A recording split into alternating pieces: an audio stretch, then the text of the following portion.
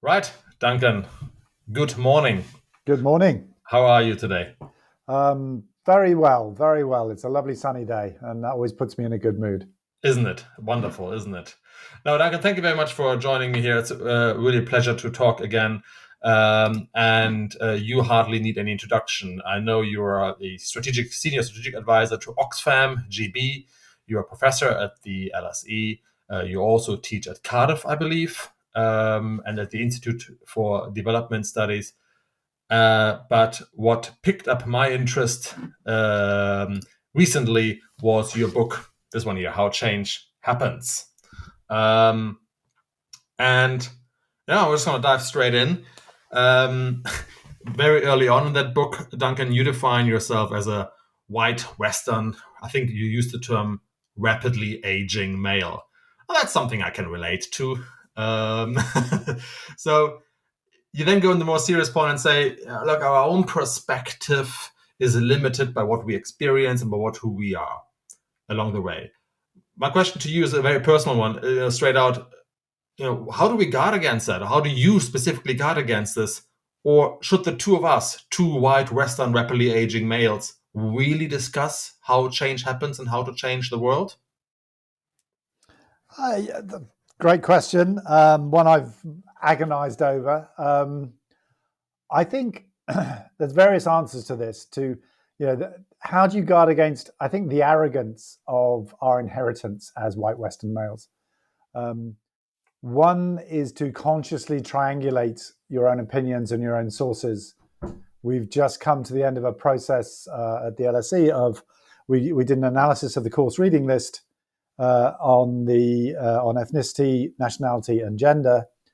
And the course I teach, the first iteration of results were not good, and as a result, we went back and intentionally diversified the reading list with, I think, some quite good results. We've got a much better spread now. So you can do things intentionally like that. You can intentionally vary who you follow on Twitter, who you listen to, whose blogs you read.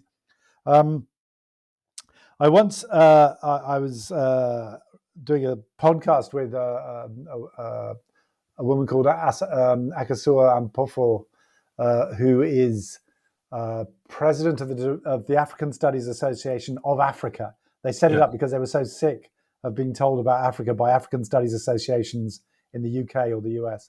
And I was doing a podcast with her, and I said, "Okay, look, what should I do? Here I am, an old white bloke, interviewing you about Africa or about decolonizing academia." And her advice stayed with me. It was step to the side, but don't step off. So Right. you use the platforms you have to make space for other voices, more diverse voices. But that we're not saying that you need to just go retire early or whatever. And so one way I put that into practice on my blog was we got some funding from a couple of US foundations to decolonize my blog and employ someone to actually source good content from around the world to just vary the voices. And those posts proved hugely popular. So there was no hit in terms of less popularity, and the blog improved. So one of the misleading things that some old white men say is, well, but this will damage the quality of what I teach or the quality of my platform. That's not my experience. It's improved it. Right. So translating that to an organization, because fundamentally at heart, my colleagues and me around the world, we build organizations that facilitate and in the best case make change happen. So we are still, management consultants who build better organizations. If I translate what you just said from a personal to a organizational level, you say it's quite early on in the book somewhere around an organization should always seek fast and ongoing feedback. What you just said sounds to me like be intentional about seeking feedback and triangular your experience on a personal level. In the organization, then I assume you would say needs to do that as well. Absolutely, and some of the work I've researched is work funded by big aid agencies on governance. So reforming institutions, reforming governments, trying to improve, crack down on corruption or whatever. And it's very clear that there's a whole group of projects which we call adaptive management projects, which have found a different way of working within the aid sector, where instead of coming in with a big plan and implementing it for 3 years, you come in with a broad concept, but then you have this system for iterating and adapting as you go. And the only way to do that is based on fast feedback from national staff. And so this, one of the nice things about adaptive management is you can see it literally shifting power to national staff who are the best placed to pick up signals and adapt and change direction in response to a rapidly changing context in somewhere like Myanmar or Yemen. So in those places, these old school fixed plan projects usually fail, and these new ones are showing a lot of promise. That's really interesting, and that mirrors very much something that I've been busy with and thought and agonizing over in the last 5 years. What you just said, saying we need to enable an organization to pick up signals. I presume you mean internally and externally. You also go on to say that an organization needs to be more like a venture capitalist, undertake multi-parallel experiments and be happy with the fact that success is often accidental upon one of these experiments, paying off, in this case, creating the change we need to see. In an organization like the LSE, a huge organization as Oxfam GB, our friends, and who I'm really pleased to continuously work with, how do you make that happen? Because the old system of planning and being engineers and architects and building stuff based on planning, preparation, and learning and top-down management is incredibly resilient. It's kind of hard to shift, isn't it? I mean, what's your experience about equipping an organization to do what you just said? I think it's incredibly difficult, to be fair and honest. Yeah. I think it was Keynes once said, the way the financial markets work is it's fine to fail in the way that everybody else fails. You just mustn't fail in a different way, right? And I think that's the case within the aid business as well. So if you're following all the protocols and doing your indicators and your plans and all the rest of it, and you fail, you're covered. If you're taking risks and saying, no, we want to try something else, and you fail, you're not covered in the same way. So I think there's a very clear role for leadership there in saying we're going to create a culture where we reward and value people taking risks. They have to be evidence, but they have to be well-argued risks, not just randomly taking risks. And how do you persuade leaders to create that culture? I think one is using language like be more venture capitalist, because many of the leaders in the aid sector are entranced by Silicon Valley, So use the language which will make them see what we're asking them to do, to allow failure, because through failure can come success. Pasteur discovered the germ theory by accident. He left a flask overnight and wondered what it was. When he saw that it hadn't gone rotten, I think the next morning. What he said when challenged was, fortune favors the prepared mind. So what we need is prepared minds that can deal with randomness and accident, not just leave ourselves in the lap of accident, but work with it intelligently. We can assemble evidence that this way of working is more effective, but you have to accept there are limits to how much evidence will persuade, because I think the people who fund and run this sector are actually, also worried about being caught out, this problem about failing in a different way. So evidence will help, but it won't solve the problem. So we need to find champions and then work with them and push it forward. Perfect. But I mean, NGOs particular, let's not just talk about NGOs, but for just 1 second, NGOs are bureaucracies like any organization, and they are, in a particular groupthink /sector /industry, which, as you say, as Kane said, you just can't change any differently. So they are funded a certain way. We have certain ideas about NGO. The very word NGO defines itself by not being something. How do we change those, and what organizations do we actually need, as we are in the last, less than 8 years now to the SDGs? And with many of the world's problems becoming ever more pressing, many of the world's youth and through other age groups becoming ever more angry, becoming ever more disparate with the lack of progress. What organizations can deliver the change that we also desire based on your research? And is it just the NGOs? Who else shall we recruit? Interesting. I mean, that was a kind of cri de coeur from across a whole range of Yeah, it's things which huge. we Yeah. all worry about. I mean, I think we don't analyze nearly enough money, the role of money, the role of financing, and what it does to our incentive systems. One example: if big donors say we want you to do X, and X is a new thing, then that will open the door to lots of people doing X. That's how the DFID pushed the UN into cash transfers, for example. So you need to find donors who are going to support any new attempt at doing something like adaptive management. Once they get behind it, then suddenly lots of other organizations will say, yes, we've suddenly discovered that adaptive management makes a lot of sense. So you need to think about where the money's coming from and whether there are champions there. Another thing you need to think about is that, you say NGOs are funded in a certain way. Actually, NGOs are funded in lots of different ways. And each way has different strengths and weaknesses in terms of supporting innovation, supporting trying to do things differently. So funding from the public can be very flexible, and Oxfam, for example, I think raises about 50% of its money from the public. That money is not tied to a particular project. It's not tied to a particular approach. So you can use that money to do interesting things. I think foundations are really interesting. So big foundations like Gates, but increasingly others as well, do not have the same political constraints that a bilateral or a multilateral donor has. They don't have MPs hostile to aid chasing them and sitting on their backs. So they should be able to be more risk-taking and more innovative. They don't always behave like that, but they're a potential source of support for trying things differently. So once you get significant funders and significant money behind these new approaches, you can change the incentive system and change the way people work. So organizations like the Open Society Foundation, like Gates, on a good day, are really at the forefront of some of this interesting new stuff. And that's what we need to encourage.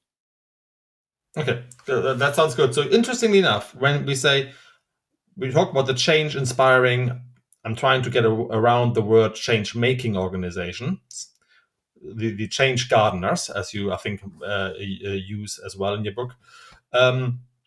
You start with changing how they are paid for, how they're funded, for that to then inspire and building organizations that are a little bit more flexible. Is that right? Did I get this correctly? Yeah. Okay, interesting. So look, I can give you an example of how that could help. Right? So one of the really interesting but not adopted approaches to bringing about change is a thing called positive deviance, which is a fascinating area where on any issue, there's a malnutrition, hygiene, female genital mutilation, whatever it is, there is a spread. The graph is a normal distribution where you have outliers at both ends, and some people will not be as hungry as other people, will not be cutting their daughters in the same way. So positive deviance says, forget your projects. All we're going to do is go and see where the system has found solutions to whatever the problem is that you've identified, and see what we can learn from them. And there's a group of people who've done fascinating work on this in a whole bunch of different, in education, in health, in all sorts of areas. And it's always been sort of striking to me how little traction that has got over the aid business. And I think one of the reasons it's never been picked up is because it doesn't generate projects. Because all you need is maybe a couple of facilitators, but it's basically local people going through a process to identify the positive outliers and then studying them to see what they can learn and whether they can spread the characteristics of the positive outliers. That sounds a bit abstract, but it's very practical. Someone in Kenya identified which primary schools are doing better than you'd expect given the poverty profile of their catchment areas, identified them, and went and just did studies of those schools and tried to find out what made those schools special. That's not something which is typical in the aid business. The aid business is much more about coming in with our idea, our project, and sort of introducing it into a system. Now, that sort of approach would be made much easier if there was funds that were not tied to project funding. Project funding creates a whole treadmill of processes which squeeze out things like that and which punish things like venture capitalism. If you have a venture capitalist, is quite happy with a 90% failure rate if the one that succeeds, turns into Google. A 90% failure rate in the aid business does not look good, and you won't get funding. So the finding different ways of funding can free us up to do these different approaches. So I completely agree with you. And much of our work at Amsterdam, my work day to day, is exactly on the starting point of where you then take off from. Is like changing the business model and the funding model of our change-making organizations, be they social enterprise or NGOs, in order to then build data analysis capacities, data capture, putting your feelers out there in order to then find those outliers or positive deviances, as you call them. But I think there is another aspect which I'd love to hear from you, which you touched upon, but then didn't dive in. When we talk about those, finding the positive deviance, finding the outliers, i.e., finding the golden nugget that we think, okay, that produces a really interesting return. This has worked. I've noticed in my work with boards that there is also a degree of fear around this, because you don't control them like a budget or like a project. I believe you mentioned in your book a workshop in Nepal where women said, let's burn down the liquor shops in order to deal with alcoholism. I had a similar experience in Nigeria, where we've led community-led programming based on a beneficiary-led aid program, where the suggestions weren't acceptable, or certainly wouldn't have been funded, and certainly would have possibly done more harm in our opinions. So we couldn't control. And I noticed at the time in Nigeria that my colleagues got incredibly nervous and basically pulled the plug. So how much fear do we need as development practitioners, as aid practitioners, and as people who want to make change happen? How much fear do we need to get over? I mean, part of me says, do you believe in localization or not? Are you going to step up, or are you going to stay in control? But perhaps that's a little bit sort of simplistic. I do think that the northern aid sector coming into countries is massively concerned with compliance issues, and that issue of, is this money going to go to terrorism? Is this money going to go to corruption? Hugely reduces your appetite for risk. So what do you do in that situation? Well, you can just complain, and a lot of aid workers do that a lot of the time. Or you can think about what you can do. And I think one thing you can do is say, how do we find alternative ways to fund this more risky work, right? So, as I say, going to the foundations would be one option, but another one, which I think is really underexplored, is domestic resource mobilization, right? So one of my standard things is there is no organization, fundraisers without borders. There is a Doctors Without Borders. There is a Lawyers Without Borders. There is a Clowns Without Borders. There's even a Borders Without Borders for skateboarders. There is no fundraisers without borders. There is no group of fundraisers who are saying, we're going to help CSOs around the world raise money locally. And yet there is vast amounts of altruistic giving going on all the time in poor countries, through churches, through mosques, through middle classes. And we're keeping CSOs dependent on an old-fashioned aid model, which has been disrupted by direct giving, like Give Directly. It's been disruptive by business-to-business stuff like Kiva, but only at the margins. And I've seen experiences, CAFOD, the Catholic Aid Agency, was asked by Caritas Nigeria if they could help them a bit with their fundraising. They sent a couple of fundraisers over there, and Caritas Nigeria could not cope with the amount of money they suddenly started getting from Nigerian Catholics. So we're not, we're maintaining the problem, which we're claiming to want to solve. So I think if we can do that, that gives organizations more options in terms of what they can and can't do. Otherwise, we're always going to see things through the lens of northern risk, which is going to lead to that kind of closing down thing that you described. Well, I absolutely agree. And that is in large parts, by the way, why I started Amsterdam nearly 10 years ago. Change where the money comes from, because we need to change how we address the problem. If you don't mind, Duncan, I want to move on from the change organizations to how we actually do it. And your book is, and you mentioned many of your talks, they are principally about power and systems. How you encourage change makers to, dance with the system, as Meadows and Wright in 2009, I believe.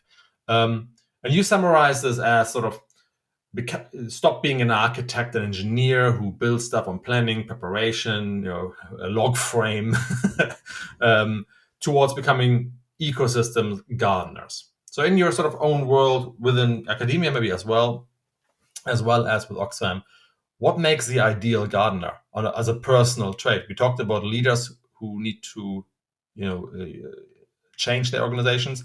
If we are using that language of becoming an ecosystem gardener, what kind of person is that in your mind? Not me, for a start. But I watch them in operation. Yeah, I watch them gardening. I think it's a really difficult balancing act, because I think leaders do need to lead. They do need to set out a vision which people can get behind and inspire and do all that stuff. But they also need to have a kind of lateral vision. There's a episode of The Wire. I don't know if you're a fan of The Wire, but there's an episode of in The Wire where the seasoned detective is telling a new detective, you need soft eyes. You need to see stuff at the edge of your vision which you weren't expecting to see, and then go and look at it. And it's that ability to be open to surprise and accident and bring that in, which is really important. And I think with gardening, again, I'm a terrible gardener. Nothing grows in my garden very well. So You said that. I'm the last person you should ask. But you create an environment in which things can grow, but you can't be sure which are going to grow and which are not. And then you observe which are growing and which are not, and you respond. So it's this fast feedback thing again. So rather than the military metaphors of, follow me, I will lead you to victory, it's much more inspiring, but then sitting back and watching and bringing people on. The teaching equivalent would be, when something goes wrong, can you turn it into a teachable moment? Can you turn it into a moment where people will actually learn from this thing that they've done wrong? I personally always learn from humiliation and failure. And so can you use those moments rather than just sort of, throw up your hands? So it's a more ambiguous and difficult way of leading and changing, bringing about change. But I think it's more compatible with these messy, unpredictable systems in which we live. I don't think increasingly, I think we've always lived in those systems, but it's only going to get more so. Right. Yeah. No, I can see what you mean there, and it's difficult to set your priorities, stick to them. And I personally have seen people inactive, and I relate to that as personally as well. It is a little bit difficult sometimes to be the gardener and allow most of your plants to wither and to fail. Whilst your mandate is being questioned, your direction is being challenged, and my own conviction that the garden has enough seeds planted for the relevant return to come in impact is that steadfast conviction is not hard. It's not easy to maintain. It's hard, isn't it? It is hard, and I think one of the things you can do is tell better stories about the plants that thrive. Right. So I mean, and that is also difficult. So we've all probably read far too many stories written by NGOs about themselves saying how great they are, and they're not very convincing. So we need to find other ways to get those stories out there in ways that convince skeptics. But I think if we do that, then you can, I've worked with a very interesting program in the Philippines, which actually hires an academic who's quite self-confident and established in their own knowledge of the Philippines to come in from outside once a year and do a quite, objective analysis of one of their projects and write it up. And that's much more credible than them doing it themselves. And that's a kind of way of finding and spreading the stories about the plants that do thrive. And I think that's a nice and interesting model. So last question on that one. Knowing when constantly listening for failure, finding the positive deviances, finding the outliers, be setting expectations, telling better stories about the successful projects that work. That's all good and fine, but we also need to know when to stop and when to get out. And I'm beginning to think. I've worked with some organizations, and you've mentioned it initially, that are simply moderating the problem, and rather than actually solving it. The suspicion being that moderating the problem is exactly what you're paid to do. fantastic. That's your job as an institution. There is a preference.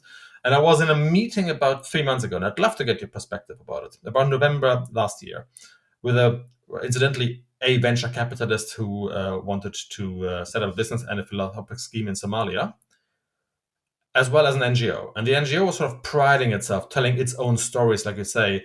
And one of the things they said is saying we've been working on this area for 23, 24 years. And that was supposed to be a credential. And the response of the funder and venture capitalist was, well, that's not very good then, is it? You've clearly not succeeded. You haven't solved the problem. So I'd love to hear from you.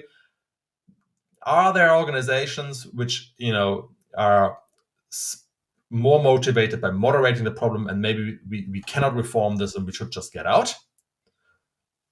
And if not, when should they stop and say, the way we do it, there's not enough outliers, or we have not got the ability to identify those positive deviances? Let's just stop, because there are some venture capitalist funds which fail. Let's not forget about that too.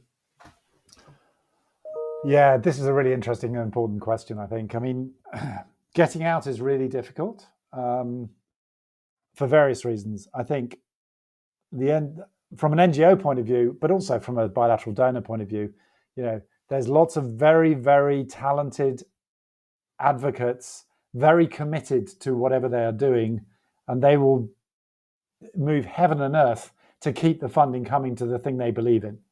Right. And so they will always, nothing's ever a failure. It's just a success that hasn't happened yet, and they will keep saying that, and they will do everything they can. And, they will ignore management if they can, and sometimes they then succeed. And then we talk about, heroic leadership. And yes, it's true, that they've done brilliant. Some of the big successes in Oxfam have been in spite of management, not because of management. So that's something you need to recognize. So but actually lots of things don't do very well. So I guess some questions there. Failure in whose eyes? First of all, of course, we need to be sure that it's failures in the eyes of the communities we care about, rather than just, the boss doesn't like the way this looks to his boss or her boss. And then if we do need to get out, there are certain moments, I think, which allow us to get out. One is financial crises. What you see in the NGOs is that when there's a big financial crisis, NGOs often leave whole countries, or they can shut down projects more easily. So that gives you a window of opportunity if you think that you need to shut down bad stuff so that when finances recover, you can spend it on good stuff. It's not. Yeah. It's not an intelligent or efficient way of doing it, but it is compatible with the way NGOs work. The other one is funders. So again, funder pressure. So I looked at a project in the Philippines which celebrated the things that had shut down and actually published a list of the projects that had shut down, and the funders loved it. So once you make it clear that shutting stuff down gets you brownie points if you do it in the right way, gets you plaudits from the funders, then that shifts incentives a bit, and suddenly people may move. Certainly leaders will say, okay, if this isn't looking good within 5 years, we're going to close it down, and we're going to say so, because that will make us look good. So internally within another organization, I'd love to get your 2 cents on this one before we run out of time. I'm working, my colleagues and I are working on an organization, INGO, European-based headquarter, lots of operations in around, 7 to 12 countries or so. And one of the biggest fights which we've had was internally for a idea management system, for an innovation system. And one of the preambles was, anybody can suggest anything from inside and outside the organization. We've made it really easy to use. But if your suggestion, innovation, doesn't lead to a tangible result within 9 months, or cannot be started working within 9 months, then we won't do it. Do you find that is an attempt to catch innovative outliers, learn, put more antennas out, but also be really pragmatic? That is also what you're saying. When do we cut this project off life support after only 9 months, and maybe it's 12 months? We can argue it. But what do you think about this providing leadership, fostering the garden, identifying those positive deviances by putting a pretty clear success metric on it. In this case, this needs to be either kicked off or already start producing results after a pretty short time. Well, it's interesting you say 9 months, because the project that in Oxfam that got me thinking about the venture capitalist approach used 9 months as its cutoff. There was a project in Tanzania where DFID came and said, nothing's working on governance reform. Here's $1 million, do something different. And so what they did was sort of reinvent Darwin without realizing it. They decided that they didn't have any obvious answers, so they consulted a load of communities and experts and came up with 7 different approaches to promoting accountability at village level, and then sat down with the communities and the consultants after 9 months and weeded out the best ones and scaled those up. And DFID loved it because we said it was a venture capitalist approach. When we said that, they increased the funding because they liked the look of it. So I think that can be done. But I think, I've seen a lot of attempts to build innovation within large organizations not do terribly well. Often in Oxfam, you have an innovation budget and no one applies. People don't, even though they say they're strapped for cash, they don't apply because it's so far outside their normal business cycle. And so sometimes I think it's probably better to go back to the garden metaphor to think about seeding independent organizations. If we're saying, you can't, to use another metaphor, you can't take up a super tanker whitewater rafting. You have a super tanker like a large INGO, it's never going to be flexible. It's too slow, it's too cumbersome, it's got too many internal compliance issues. So why not spin off interesting projects as separate organizations, let them sink or swim, maybe with a couple of years of support. We need a different model to seed the system with good ideas and innovations, because innovations die within large organizations in general. Yeah. That, of course, is the incubator model of many, Silicon Valley companies as well, who exactly look at a great idea, but say we can't. I mean, even Google, who we not probably falsely, but rightly or falsely credit with being one of the most innovative organizations, they say within our huge bureaucracy that is a tanker, we cannot be innovative enough. So we will continually fund those outliers, those incubator hubs, and we will continuously have ventures acquiring and developing ideas outside Mountain View ecosystem. Well, that's the other interesting thing, which again, NGOs don't do, is we don't acquire. We don't say, oh, that's a really interesting thing. Let's just sort of take them over and scale it up. We may do it with ideas, but we don't do it with small organizations, which might be worth looking at. There are all sorts of ethical issues around that, but worth considering. Absolutely. And there's probably a ton more, and you elicited some of them in your book, and I think our work is complementary here. Couple of last questions before we call it a day, because we're at the half-an-hour mark already. Just closing your book last night, the book feels sometimes, and I may be crossing the line here, but the book feels a bit like an older Duncan writing a book about change to a younger Duncan. You end, somewhat cautiously optimistic, but then you sound like you balance it off with a lot of alternative considerations. You sound like that right now as well. So, how do you maintain optimism? How do you maintain that super tanker can change? And how do you balance? I think you say somewhere balance, optimism with also a sense of urgency. And, we really need to build a completely different economy to battle the climate changes. That is just one of the crises we are facing as a generation right now, as well as the ability to set aside your urgency and really think about things that you write about. How do you do that, and how do you stay optimistic? I really like that older Duncan talking to the younger Duncan, because as I say, many of the lessons in the book are born of horrendous and embarrassing failures, some of which I put in the book and some of which I didn't. And I guess if I can help other people avoid some of those awful moments, then that would be great. In terms of maintaining optimism, back to the garden again, plants die, but gardens thrive. And so, if a super tanker runs aground and sinks, who cares? As long as the world improves. And I think the thing that maintains optimism, but a very guarded optimism right now, is that overall conditions are getting have improved. Fewer children are dying, fewer people living in poverty, women having more rights. You can tell a story about the world which is basically of the arc moving in the right direction at the Mhm. same time, with all sorts of concerns over closing civic space, rising populism, rising repression, and climate change sitting above all that. You can always tell a cup half empty story, and you can always tell a cup half full story. um, I need the cup half full story to keep me going, but I Yeah, also think it's evidence based, so I'm happy with that. And I think it's just one of the many things that it's really hard doing this work well, because I think you have to constantly maintain incompatible things in your head at the same time. You have to embrace ambiguity and be a leader. You have to be optimistic and recognize all the threats. All these things. It's so much easier to just dive down into one rabbit hole, but that makes you less effective. And so I'm arguing that we have to cope with the difficulties and the brain pain that is produced. fantastic. That's I really like that. You're absolutely right about it. I think we're touching on many things here. I would love to go deeper, but we're probably bursting the time frame for this recording here.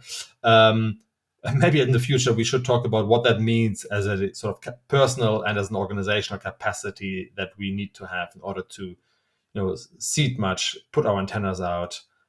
What sort of management style do we need? What sort of funding portfolio shall we design? All of these are questions now at the forefront of my mind, but maybe another time coming Certainly. out of this.